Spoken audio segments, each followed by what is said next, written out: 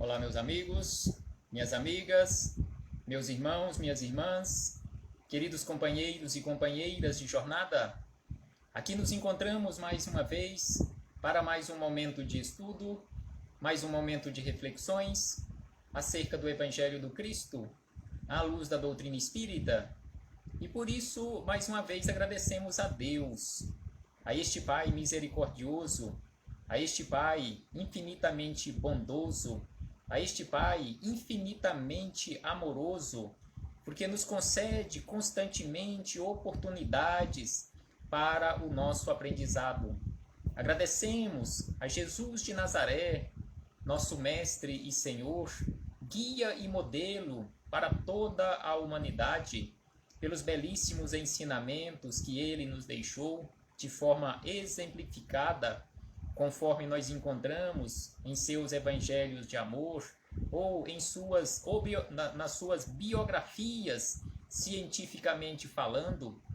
Agradecemos aos espíritos amigos, estes mensageiros de Jesus, que constantemente estão com esta disposição firme em nos auxiliar na nossa trajetória evolutiva.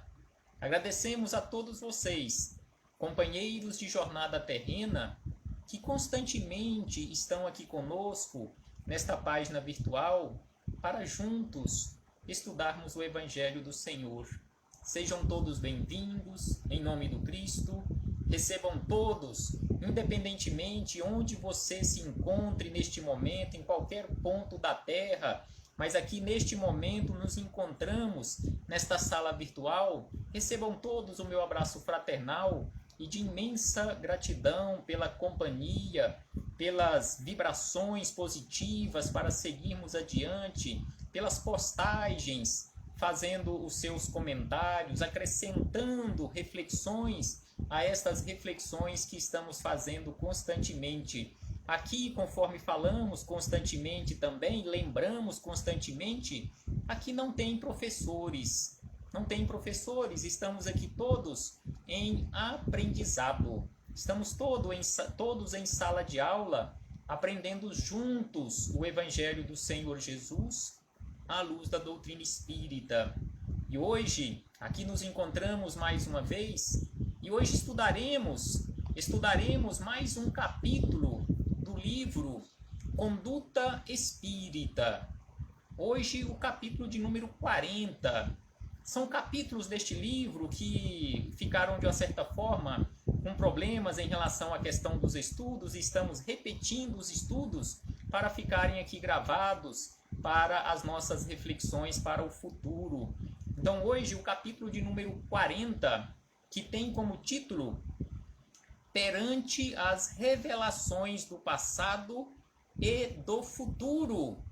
E o livro Conduta Espírita, ele não é de autoria, mediunicamente falando, de Chico Xavier, mas sim daquele companheiro que esteve com o Chico durante vários anos, auxiliando no trabalho da semeadura, Valdo Vieira. Mas o espírito é André Luiz. Então, o livro Conduta Espírita, de autoria de André Luiz, em parceria mediúnica com Valdo Vieira. Então, este capítulo, o título dele já é bastante sugestivo. Quem é que não tem aquela curiosidade, principalmente em relação ao passado? Quantos companheiros que procuram aquelas pessoas que dizem ter condições de desvendar o seu passado? E também aqueles que dizem ter condições e autorização do plano espiritual para antecipar este desvendar do futuro. Será que realmente isto está correto? Será que realmente isto tem permissão do plano maior em relação a desvendarmos o nosso passado e principalmente querermos antecipar os nossos problemas do futuro? Muitos dizem que é por precaução, principalmente em relação ao futuro. Mas é isto que veremos hoje, aqui neste capítulo 40, buscando também no Livro dos Espíritos, tem várias questões que tratam sobre esta situação do passado e do futuro, e também no livro O Consolador, de autoria de Emmanuel e Chico Xavier. Então, Emmanuel também foi questionado sobre essa questão do passado e do futuro. Mas antes de começarmos aqui as nossas reflexões, com base nas palavras de André Luiz, faremos uma leitura para iniciarmos as nossas reflexões e também para aqueles fins de harmonização, valendo também como uma prece inicial para esses nossos estudos, o capítulo de número 83 de um livro de autoria de Haroldo Dutra Dias, que tem como título do livro Espiritualidade e Vida.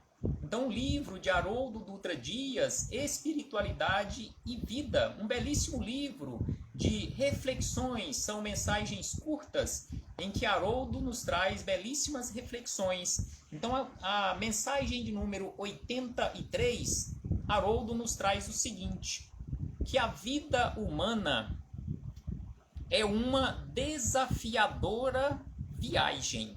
Sem sombra de dúvida que a nossa vida aqui no corpo físico, esta condição de uma vida humana, é uma desafiadora viagem. E conforme nos diz aquele escritor nosso, brasileiro e cientista, Augusto Cury, viver aqui na Terra, viver aqui no corpo físico, é o contrato de mais alto risco que nós temos. Simbolicamente falando, segundo Augusto Cury, a vida no corpo físico aqui na Terra, a vida aqui na Terra é o contrato de mais alto risco que nós temos na nossa vida. Então Haroldo segue dizendo o seguinte, que a vida física possui começo, meio e fim. Não queiramos antecipar estas coisas, conforme estudaremos aqui no capítulo 40, e aí nos diz ainda Haroldo, que cada existência humana é uma jornada estruturada. Sem sombra de dúvida que a nossa vida aqui no corpo físico é uma jornada estruturada, porque ela foi planejada no plano espiritual antes da nossa reencarnação.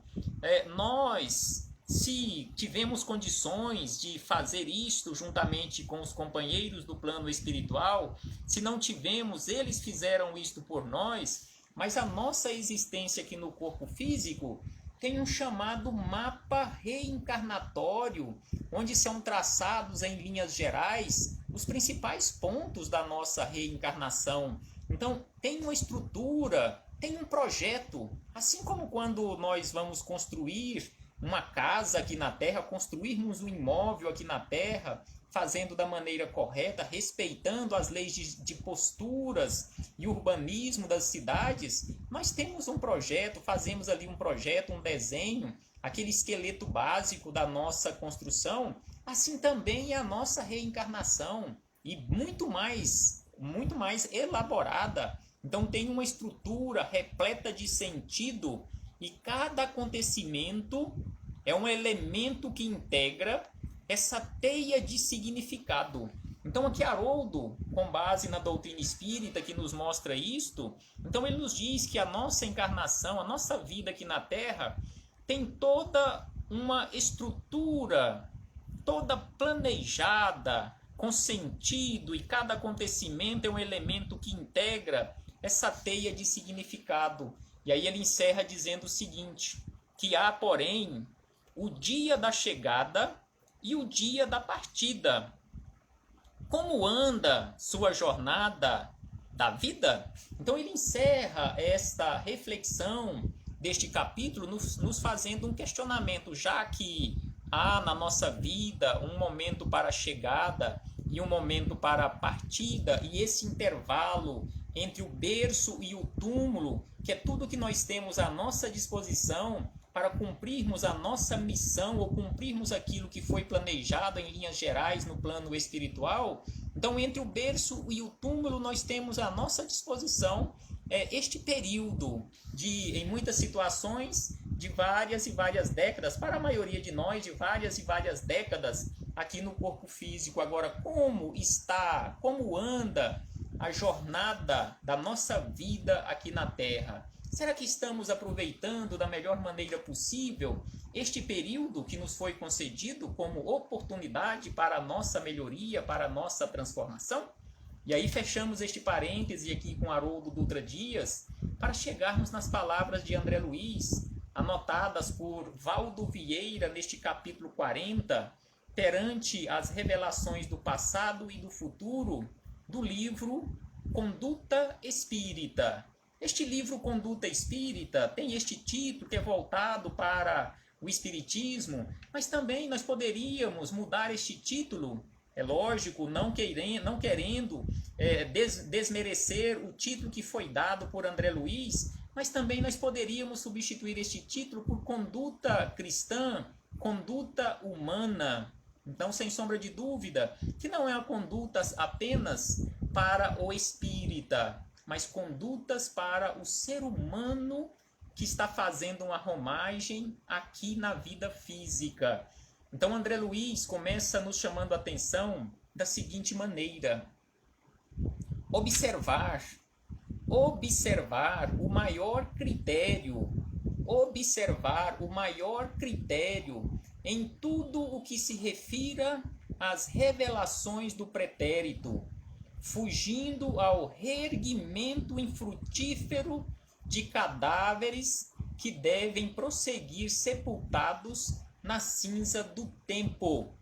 Então aqui André Luiz já começa nos chamando a atenção, nos trazendo aqui uma belíssima lição, até mesmo um puxão de orelha para todos nós que ficamos curiosos em relação ao nosso passado. Então ele diz que os cadáveres que são via de regra, que são coisas infrutíferas do nosso passado, porque o nosso passado, via de regra, não é um passado assim tão bom, é preferível que continue sepultado nas cinzas do tempo. Então ele diz que se nós recebermos alguma informação, quer nós busquemos ou não, porque às vezes uma informação em relação ao seu passado, ela pode chegar sem que você peça. Alguém chega para você em um determinado momento e te faz alguma revelação. Então ele diz que estas revelações em relação ao nosso passado, nós temos que ter o maior critério possível. Passar tudo pelo crivo da razão. E aí ele nos diz que o passado é a causa viva, mas não soluciona o presente. Sem sombra de dúvida que o nosso passado é a causa viva da nossa felicidade ou da nossa infelicidade no momento, porque é aquela chamada lei de causa e efeito. Aquilo que nós fizemos ontem, ou seja, no nosso passado, está refletindo no hoje. Então é por isso que ele nos diz que o passado é a causa viva do nosso presente. Mas só que ficar ressuscitando ou ficarmos buscando estes nossos problemas do passado não irão resolver desta forma os nossos problemas do presente. Os nossos problemas do presente, eles continuarão existindo enquanto nós não solucionarmos trabalhando aqui no presente. Ressuscitar isso do passado não vai resolver o problema de ninguém. Em muitas situações, vai te trazer prejuízo ainda mais. E aí ele diz na sequência: convencer-se de que, por enquanto, ninguém se inteirará de acontecimentos anteriores à encarnação atual por motivos banais ou frívolos. Então aqui ele nos chama a atenção que é preciso que nós nos convençamos que por motivos banais ou frívolos, nós não teremos de forma segura estas informações em relação ao nosso passado, porque a sabedoria superior, em revelando o passado de alguém, cogita do bem de todos. Então a sabedoria superior, quando autoriza, quando permite uma revelação do passado de alguém, é porque esta revelação vai trazer um bem não só para ele, conforme ele nos diz aqui, é um bem para todos, um bem para a coletividade. E em se falando de passado, já que aqui ele está falando do passado, depois ele vai falar também em relação ao futuro, para aqueles que quiserem estudar, e nós precisamos sempre estudar, nesta necessidade constante que temos de buscarmos a verdade conforme Jesus nos orienta. Há 2000 anos conhecereis a verdade e a verdade vos libertará. Então, para nós nos libertarmos destas trevas da ignorância, é preciso que nós busquemos constantemente este conhecimento, aprofundando constantemente, buscando em fontes seguras, conforme nós temos na doutrina espírita. Então, em relação ao passado, nós encontramos em O Livro dos Espíritos, começando na questão 392, e tem aqui o subtítulo Esquecimento do Passado. Por que nós esquecemos do passado? Será que é simplesmente um capricho de Deus? Ou será que realmente seria necessário, será que realmente é necessário que nós nos esqueçamos do passado? Então Kardec questionou aos espíritos amigos, na questão 392, da seguinte maneira: Por que perde o espírito encarnado a lembrança do seu passado? Então ele nos fez esse questionamento, mas por que o espírito, quando reencarna, ele perde, na maioria das situações, ele perde parcialmente ou quiçá totalmente quando ele está aqui reencarnado, porque quando ele volta para o plano espiritual, ele vai recobrando aos poucos estas memórias do passado, na medida que ele tiver condições de ter essas revelações do passado, no mundo espiritual ele vai tendo. Não é pelo fato também, é importante nós acrescentarmos isto, que não é pelo fato de você ter desencarnado e voltado para o mundo espiritual que você vai ter acesso a todo o seu passado. Não, de forma alguma. Busquemos no livro O Nosso Lar, de autoria de André Luiz, onde ele nos fala sobre um casal, o senhor Ricardo e a dona Laura, espíritos já altamente evoluídos lá em Nosso Lar, trabalhadores do Nosso Lar, em que eles tiveram, depois de muito tempo de preparo, depois de muito tempo de estudos, eles tiveram condições e permissão de um local lá do Nosso Lar, para eles terem acesso aos arquivos das suas vidas de apenas 300 anos. Dos últimos 300 anos, eles não tiveram condições de recuar além de 300 anos. Então, se Deus lança sobre o nosso passado este chamado véu do esquecimento, é porque é melhor desta forma, é porque, conforme nos dizem os espíritos amigos no início desta resposta da 392, eles nos dizem o seguinte: não pode o homem, nem deve, saber tudo. Deus assim o quer em sua sabedoria. O homem não pode e não tem condições de suportar as revelações em relação a todo o seu passado delituoso, porque senão iria lhe prejudicar na trajetória. E avançando nestas questões, vamos à questão 395. Depois, todos que quiserem estudar um tanto mais, comecem na questão 392 e vá até o final deste assunto em relação ao esquecimento do passado. São várias questões, mas aqui na 395, Kardec questionou o seguinte: podemos ter algumas revelações a respeito de nossas vidas anteriores? E os espíritos amigos responderam: nem sempre, ou quase sempre não temos. Então eles dizem que nem sempre.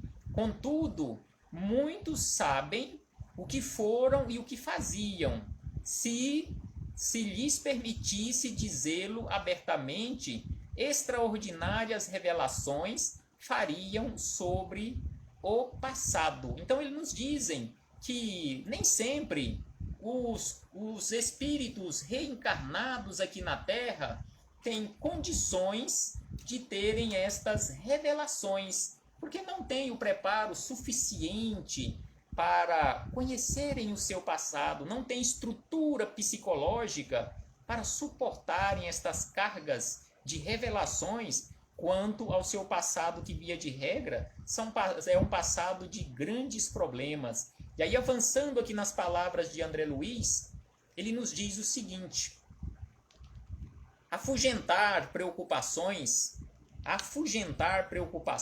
com existência transcorridas, de vez que qualquer informação nesse sentido deve ser espontânea por parte do plano superior, que julga acertadamente quanto ao que mais convém à responsabilidade. Então, que o plano superior é quem julga o que é mais necessário e conveniente para nós em relação às revelações. E aí ele diz que o que passou está gravado.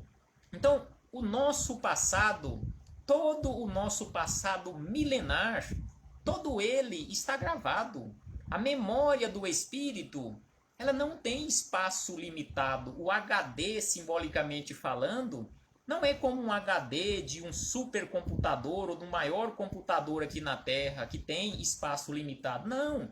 O do espírito, ele não tem espaço limitado. Tudo que se passou conosco e ainda se passará, tudo está gravado e tudo ficará gravado. Em um determinado momento, quando tivermos condições, tudo isto será revelado para nós, não apenas em preto e branco, mas em colorido, toda a nossa trajetória. E aí ele diz ainda: tranquilizar-se quanto a sucessos por vindouros, analisando com lógica rigorosa todos os estudos referentes a predições. Então aqui ele nos fala sobre o futuro, que nós temos que ficarmos tranquilos em relação ao nosso futuro e passarmos pelo crivo da razão, pelo crivo da lógica, todos os estudos, todas as revelações que nos forem apresentadas em relação ao nosso futuro. E aí ele acrescenta que a profecia real tem sinais divinos. Então as profecias reais, conforme ele nos diz aqui, profecia real, tem sinais divinos. Então precisamos analisar, passarmos realmente pelo crivo da razão. E já que ele falou em relação ao futuro, anotem todos, companheiros, depois se quiserem buscar, no Livro dos Espíritos, lá mais adiante, onde eles falam sobre o futuro, conhecimento do futuro, começando na questão 868, quando Kardec questionou: pode o futuro ser revelado ao homem? Então Kardec questionou desta forma: o futuro pode ser revelado a nós? E aí os espíritos amigos começam nos respondendo: em princípio, o futuro lhe é oculto, e só em casos raros e excepcionais permite Deus que seja revelado. E aí na 869, Kardec questionou: com que fim o futuro se conserva oculto ao homem? Com qual finalidade o nosso futuro fica oculto e continua oculto? E aí eles começam nos respondendo: se o homem conhecesse o futuro, negligenciaria do presente e não obraria com a liberdade com que faz, porque o dominaria a ideia de que, se uma coisa tem que acontecer, inútil será ocupar-se com ela. Então, se nós tivéssemos a revelação em relação ao nosso futuro, por exemplo, nós tivéssemos a revelação que daqui a 5 dias nós não estaríamos mais aqui no corpo físico, nós estaríamos aqui reunidos, estudando o Evangelho do Senhor Jesus, nós estaríamos cumprindo as nossas obrigações profissionais se tivéssemos a informação que daqui a algumas horas nós estaríamos desencarnados? Então nós deixaríamos de cumprir as nossas obrigações. Então aqui os espíritos amigos nos dizem sobre a sabedoria de Deus e também sobre estas situações de revelações. O Emmanuel, Emmanuel foi questionado lá no livro Consolador, na questão 144. O Consolador, questão 144. Foi questionado da seguinte maneira: o fenômeno premonitório atesta a possibilidade da presciência com relação ao futuro? Então aqui eles questionaram sobre aqueles fenômenos premonitórios. E aí Emmanuel começou a nos responder da seguinte maneira: que os espíritos de nossa esfera não podem devassar o futuro. E aí a resposta segue. Como ela é um pouco ampla, vamos deixar para que os companheiros depois busquem a questão 144 e estudem. E na questão 145, Emmanuel foi questionado sobre a cartomancia. Que dizermos da cartomancia em face ao espiritismo? E aí Emmanuel começa nos respondendo o seguinte: que a cartomancia, ou seja, aquele jogo de cartas para revelar principalmente o nosso futuro, pode enquadrar-se nos fenômenos psíquicos, mas não no espiritismo evangélico. Então Emmanuel começa aqui nos respondendo que é um fenômeno psíquico, mas que não tem nada a ver com espiritismo evangélico. Também a resposta é um pouquinho extensa, vamos deixar por aqui para que depois cada um possam buscar essas questões 144, 145 do Consolador e aquelas questões também que fizemos referência do Livro dos Espíritos, para retornarmos às palavras de André Luiz, para encerrarmos as nossas reflexões sobre estas revelações do passado e do futuro, estas preocupações nossas em relação ao nosso passado e ao nosso futuro. Desperdiçamos tanto tempo e energia em querermos saber o que fomos, em querermos saber o que acontecerá conosco, e aí negligenciamos o nosso presente, que é o único momento que nós temos à nossa disposição para corrigirmos os nossos erros do passado e prepararmos um futuro melhor. Como fazer uma previsão segura do nosso futuro, se o nosso futuro depende exatamente do que estamos fazendo no presente? Conforme nos diz aqui a nossa companheira Vilma, o futuro a Deus pertence, e esse futuro está exatamente vinculado às nossas atitudes de hoje. Porque, na verdade, o nosso futuro ele não está traçado de forma definitiva, como muitos companheiros imaginam. Ah, não, o nosso futuro está nas mãos de Deus. Não, o nosso futuro está exatamente em nossas mãos, de acordo com as nossas atitudes. Porque o nosso presente é resultado do passado e o nosso futuro é o resultado do presente. E aí Emmanuel, ou melhor, André Luiz nos diz o seguinte sobre isto: jamais impressionar com prognóstico astrológico desfavoráveis, na certeza de que, se as influências inclinam a nossa vontade, é força determinante. Então tem muitas pessoas que todos os dias, não estou aqui criticando de forma alguma, mas que todos os dias só saem de casa depois que lê, conforme ele fala aqui, os prognósticos astrológicos. Só depois que lê o seu signo previsto para aquele dia. O que os astros estão dizendo em relação àquele dia. Se é coisa desfavorável, ele já fica todo descontrolado, todo desequilibrado. Mas não podemos agir desta forma, porque, conforme ele nos diz aqui, na certeza de que, se as influências inclinam, a nossa vontade é força determinante. Então, a nossa vontade é força determinante em definirmos o nosso futuro.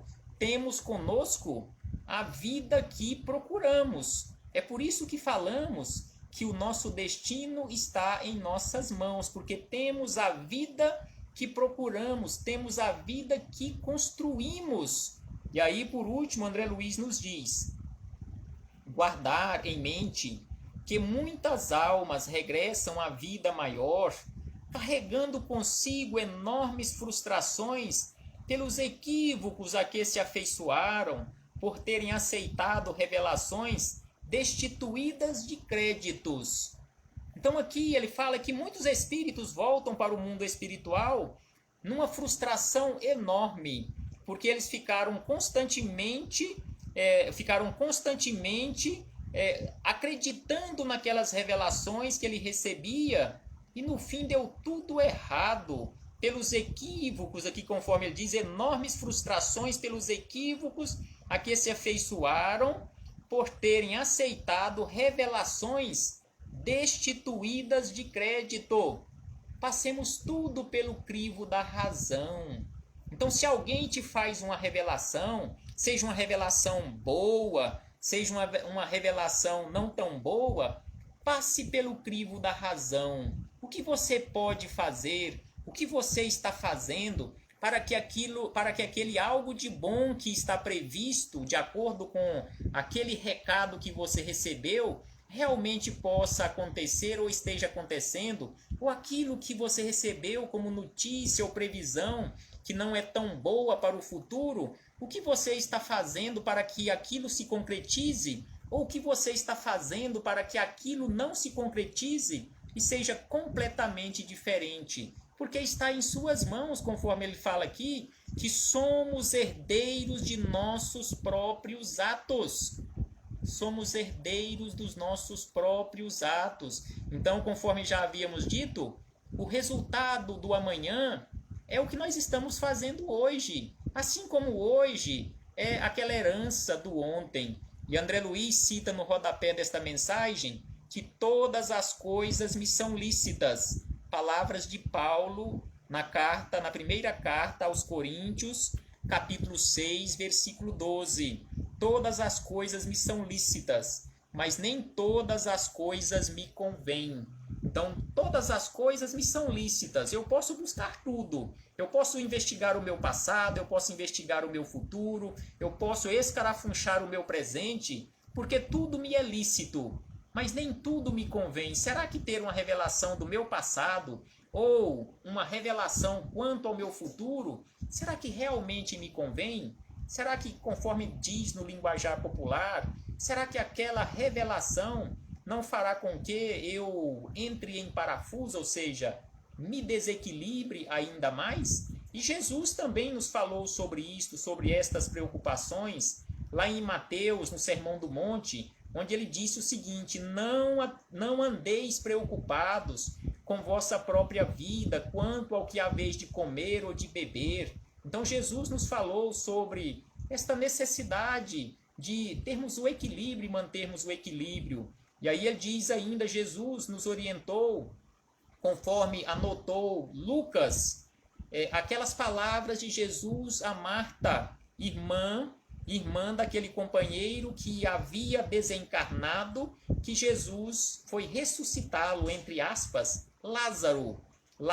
Então Jesus disse para Marta: Marta, Marta, andas ansiosa e te afliges por muitas razões, ou seja, por muitas coisas. Você está se afligindo por muitas coisas e esquecendo de viver no presente. E tem muitas outras passagens evangélicas em que Jesus nos chama a atenção para essa desnecessidade de ficarmos preocupados, seja quanto ao passado, seja quanto ao futuro. Que possamos verdadeiramente ter aquele foco no nosso presente para fazermos as melhores escolhas, corrigindo aquelas atitudes menos dignas nossas do passado, já que, conforme nos diz o apóstolo Pedro, que o amor, que a caridade cobre a multidão dos pecados, então que possamos agir no hoje, corrigindo estes erros do passado, consequentemente, preparando um futuro de felicidade. Paz aos nossos corações e muito obrigado. Muito obrigado a todos vocês pela companhia, muito obrigado a todos vocês por suas postagens. Em breve responderei a cada um com maior cuidado, zelo e carinho. E até breve, até muito breve, meus irmãos, quando aqui retornaremos para darmos continuidade aos nossos estudos e às nossas reflexões. Paz do Cristo conosco sempre.